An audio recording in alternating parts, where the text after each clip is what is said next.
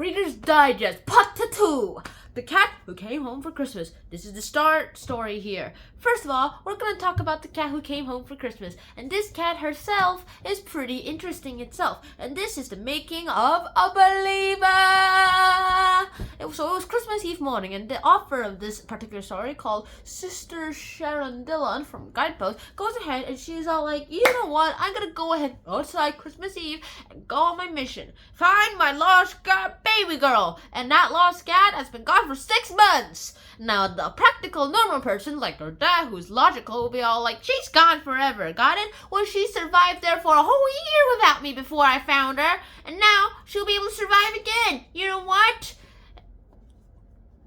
And then that happens, and then suddenly, and then they're all like, you know what, let's just go to the house place, and yeah, I really doubt that she's there, but hey, whatever you want. And then a staff member took them to the cats, and like the woman asked, when did she go missing? And they're like, 6 months ago. And was she chipped? No, the baby girl was definitely not. The staff are actually noticeably wince at those words. You know what? When they actually get unchipped cats, they usually are adopted for after to go up for adoption after 3 days. And even if the cat was brought in, she's probably gone by then.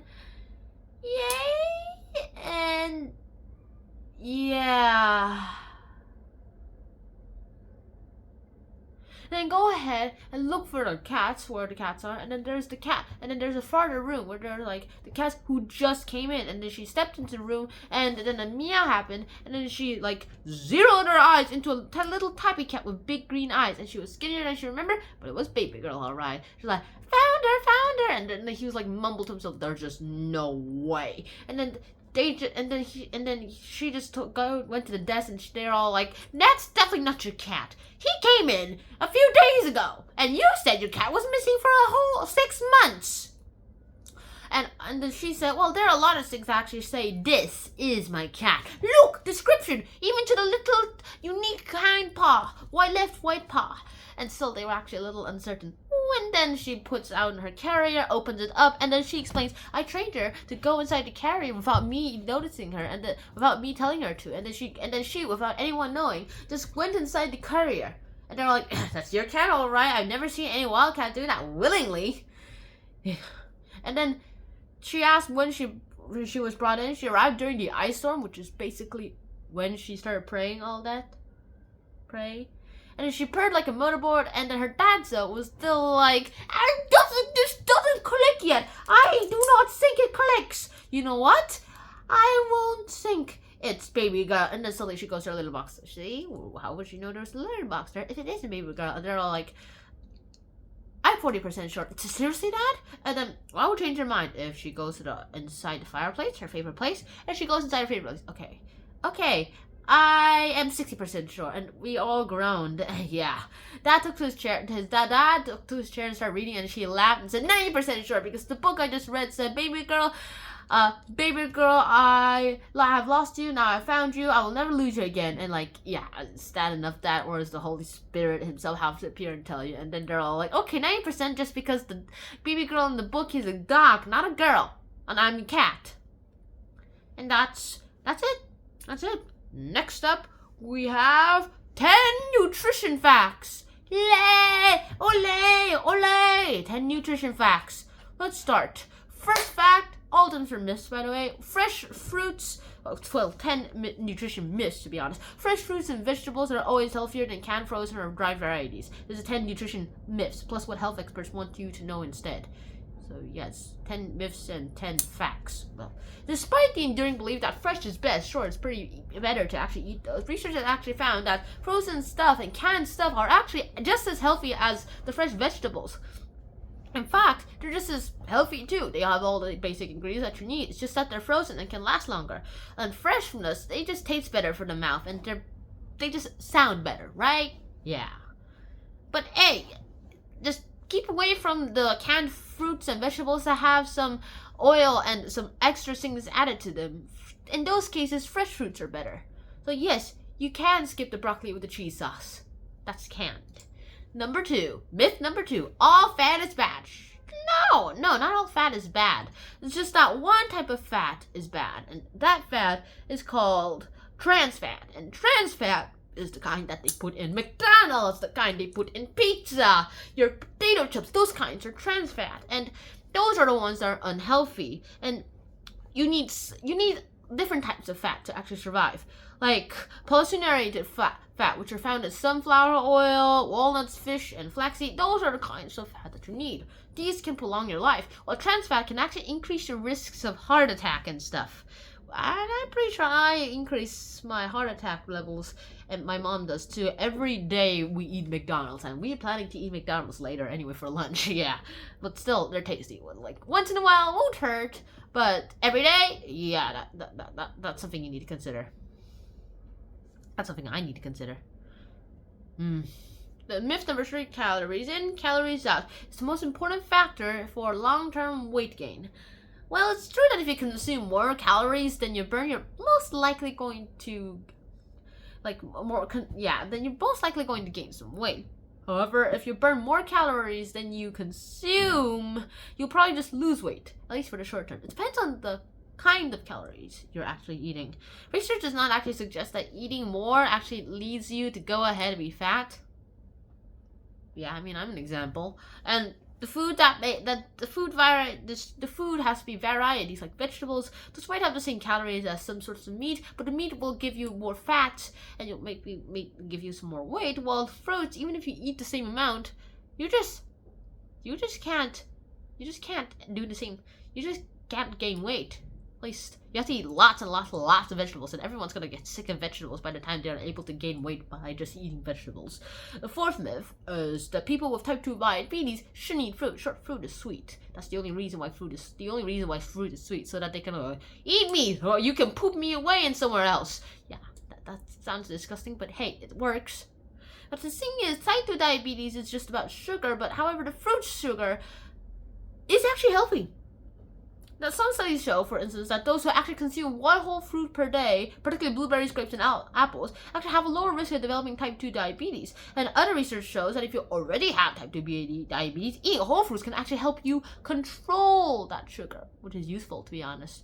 Nice, people, nice. The 5th myth is plant milk is healthier than dairy milk. It's just not true. Plant milk doesn't have the necessary ingredients that cow milk does. Cow milk has calcium in it, while plant milk doesn't. And calcium is the kind that you feed in cheese, and it's the thing that lets you create bones! Bones, people, bones! Without bones, you're gonna be just a bunch of fat. Yeah. The 6th myth is potatoes are bad for you. No, I don't even know where this myth actually came from, but the thing is, it has been vilified in the nutrition community just for their high glycerin index, but actually they can be beneficial for your health. It's just how you eat them. Potato chips, french fries, they're not healthy. I ate potato chips yesterday. Oh my gosh. But the thing is, you should probably just go ahead and stick to the facts. Sticking to air frying them, boiling them, cooking them, and don't make potato chips out of them unless you're making homemade potato chips, which are healthier. And don't put in too much salt or grease at all. I made that mistake as a little. Yikes. Now, a little bit of salt doesn't taste salty to me at all. Yikes. Myth number 7. Don't feed peanuts to little kids. Now, for years, experts have actually told new parents to not feed their children foods that are commonly allergic so that they won't develop allergies. But this actually heightens the risk of them gaining allergies to these things. So, at a young age, if the baby doesn't have eczema or a known food allergy, you can actually go ahead and start introducing peanut products like peanut puffs, peanut powders, or watered down peanut butter, but definitely not whole peanuts, of course. They're not ready for that. And when your baby is ready for solids, start with 2 teaspoons of smooth peanut butter mixed with water, breast milk, or formula 2 to 3 times a week, so that they will be able to develop no allergy to this peanut stuff or something like that. The 8th myth is the protein in plants is incomplete. I mean, lots of people say that plants are completely missing some amino acids, but there's actually a different way you can actually get protein. Tofu has protein in it, and it's also abundant, and it's also non-animal, even if extreme vegetarians can eat this. And so where do you get your protein too? Well, the plants themselves also have protein. It's just that you need to eat a variety of plants to get all those. They all have all the 22 amino acids that are needed for proteins, and including the 9 essential ones for humans.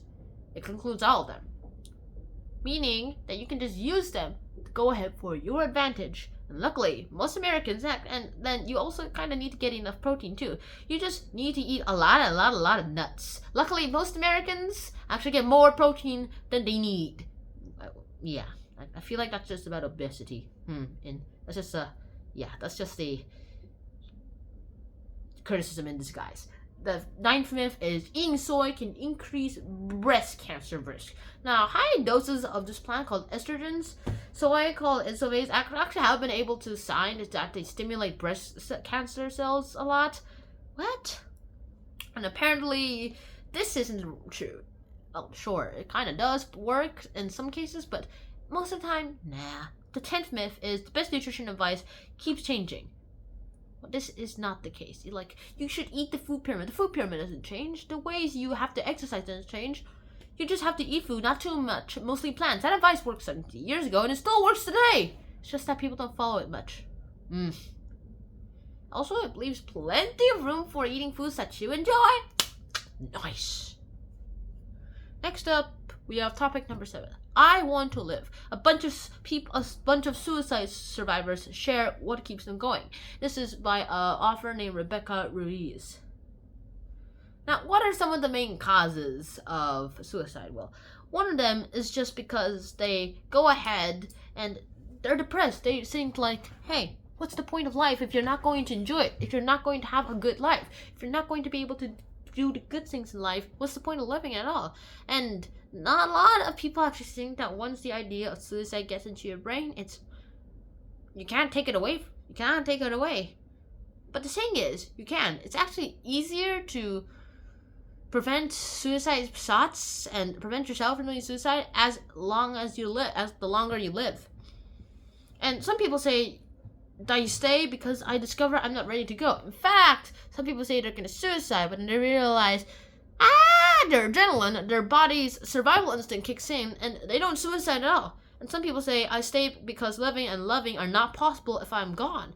I would miss all of this senseless beauty, making the world a better place for my granddaughters if worth any pain. Chill sharp.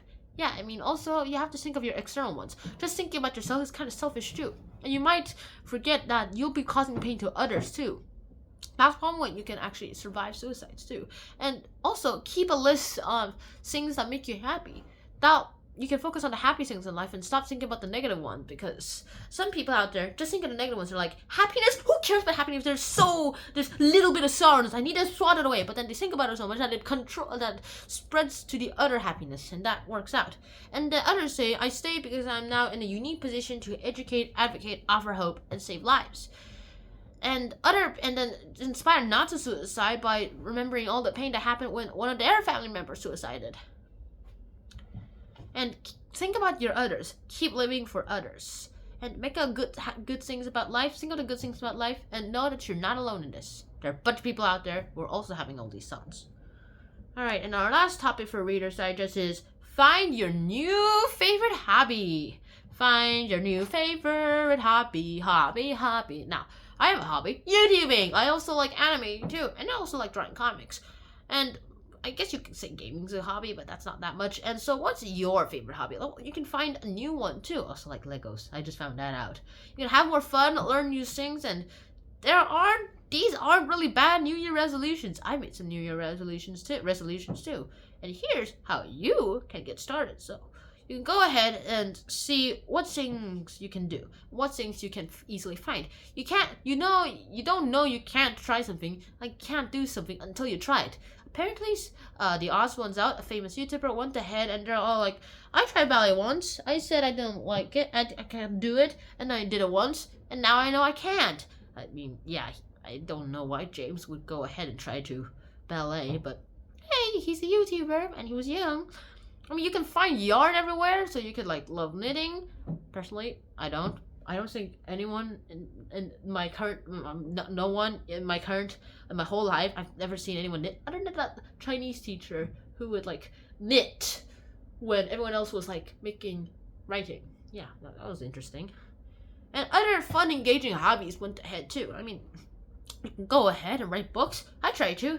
And then I realized I was plagiarizing so much. I was plagiarizing a lot from the Three Musketeers. And then I tried coding. It worked out for a while. And then I realized, okay, I'm starting to forget stuff here. I think I'll stick to Scratch. Then I realized I like the violin. And yeah, it's not that... And it's pretty good too. I also like playing the violin too.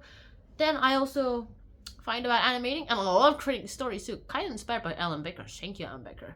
But here's some steps you can find your new favorite hobby. Ask yourself how you want to feel. Then you can start small. Then be open. Keep an open mind and not dismiss potential hobbies. Then take a trip back in time, like memory lane. That like activities you loved when you were young, like younger. If you're like this age, then I'm not sure what you can do. And then you can go back to school. Go to another school, like go to like club or something. Apparently these are steps for an adults. So yeah, if you're a kid like me, then go ahead and just learn it part-time. And you can take an assessment. Then you can keep a list of what things could happen. And then remove guilt from the equation. Like remove guilt from doing things that seems to be useless. And sneakily suspect that we have more leisure and hobbies in us than we actually realize, to be honest. And that's it. That's it. And that's it. I hope you guys enjoyed this episode. And I guess I'll see you in the next Reader's Digest. Bye-bye!